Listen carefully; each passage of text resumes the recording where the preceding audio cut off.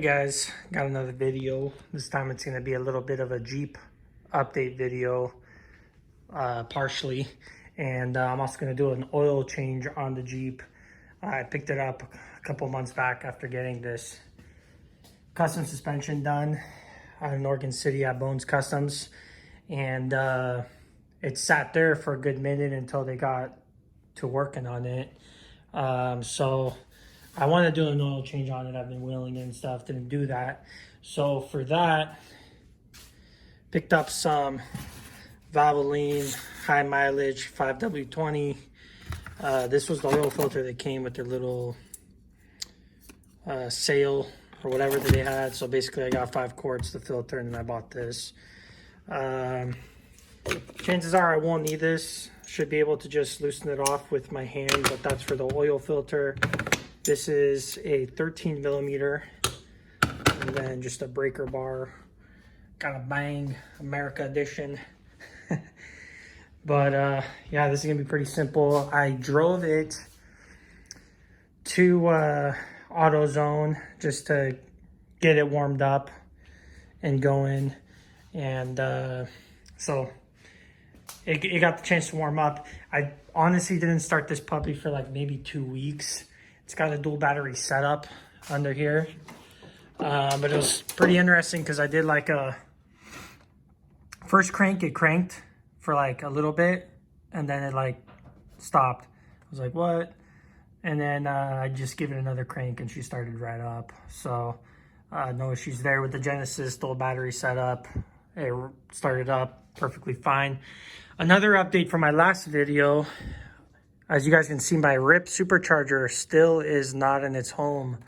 I shipped her out right before the holidays. Obviously, their shop over there at RIP was closed. So, anyways, I just got in touch with RIP. They actually just got in touch with me to let me know that the supercharger they took a peek at, just what I suspected, the idler pulleys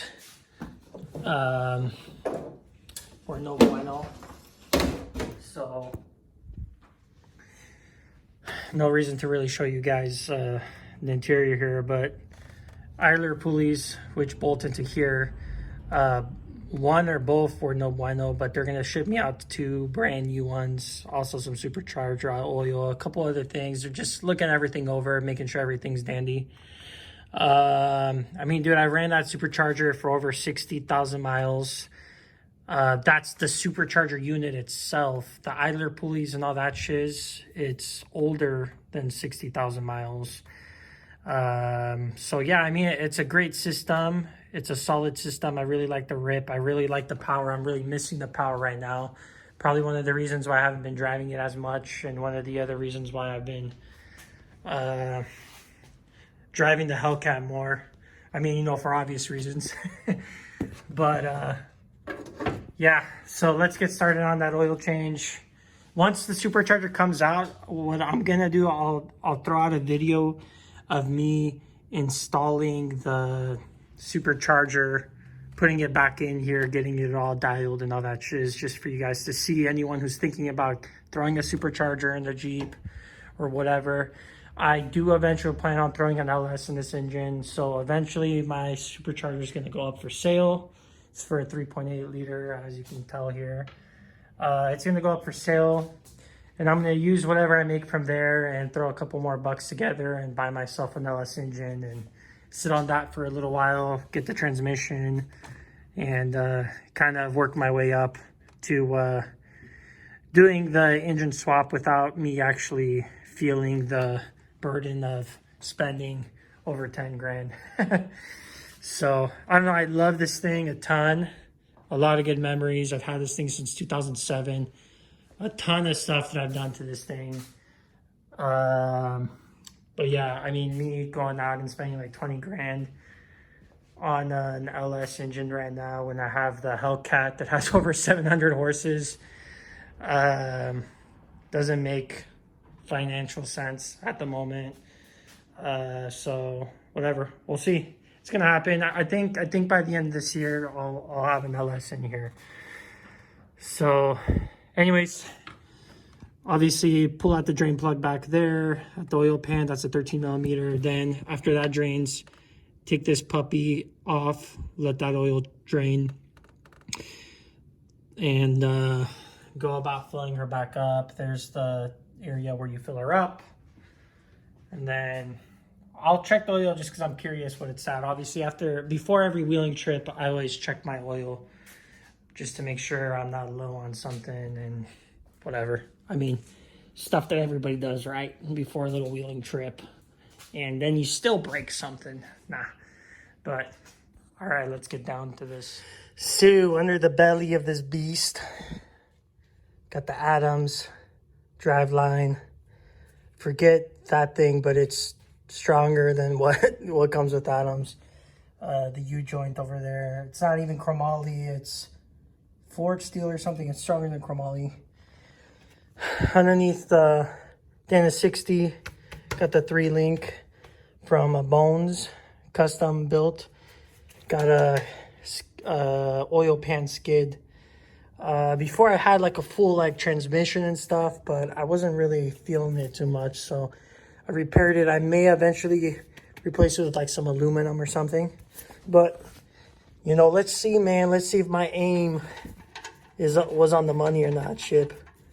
This is the worst part of the oil change.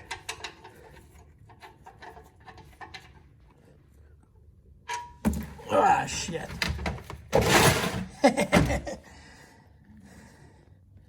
It wouldn't be a great video unless some crap like that happened, right? Of course, when you're using one hand to film, but anyways, free entertainment for you guys at home, you know what I'm saying? But yeah, I mean, it definitely was time for an oil change. Luckily, I was wearing some gloves.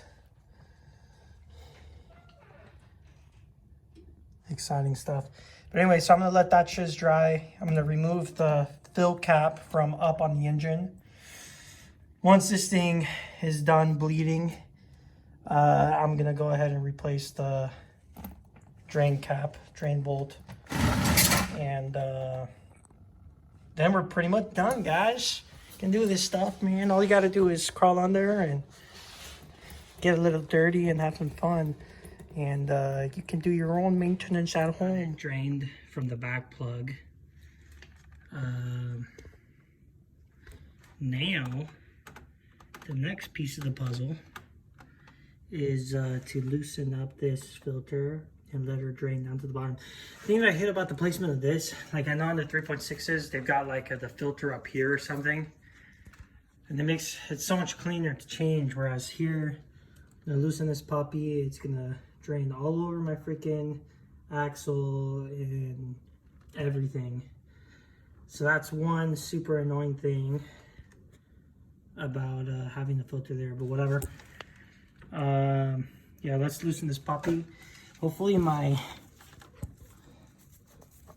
obviously I pre-loosened it a little bit before I got the video on. And it looks like my aim was a little better on this one. So, as you can see, I kind of already stopped, but no reason to film. But I'm going to go ahead and remove the whole filter and reinstall the new one. The back plug I already replaced on the back of the oil pan up there. Wiped away the excess oil, threw some rags over there for now, just, you know, throwing hose water at a wildfire. But yeah, got that puppy on, loosen this, take it off, put on the new, and then throw in 6 quarts of oil. I chose the full synthetic, high mileage 5W20 mix. And unfortunately, they didn't have 1 quarts in the 5W20, so I did 0W20. Thing is, though, to be totally honest with you guys, I usually put, okay, I lied. I usually put 5W30 in my Jeep because I can buy it at Costco extremely cheap. So I lied. 5W20. I'm gonna throw a 020 in there, no problem. The Hellcat takes, what is that? W40, 0W40. So yeah, don't want to get those mixed up, guys. Make sure you put them in the right oil. And if you're really concerned, just look at the cap, man. It says right there, 5W20. Nice and simple. All right, let's get this now. Fill her up. So one thing I didn't mention is, so that's the old filter right there, but on the new filter, what I do is take some oil and I go around like the little seal before I throw it on. Real easy to see it because usually the supercharger is here and it takes up like all this space. But yeah, there it is installed, ready for some oil. So, I mean, I'll bore you guys with one quart.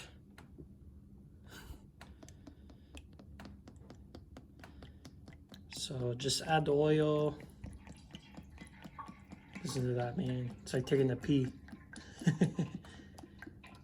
Exactly how it sounds like, huh?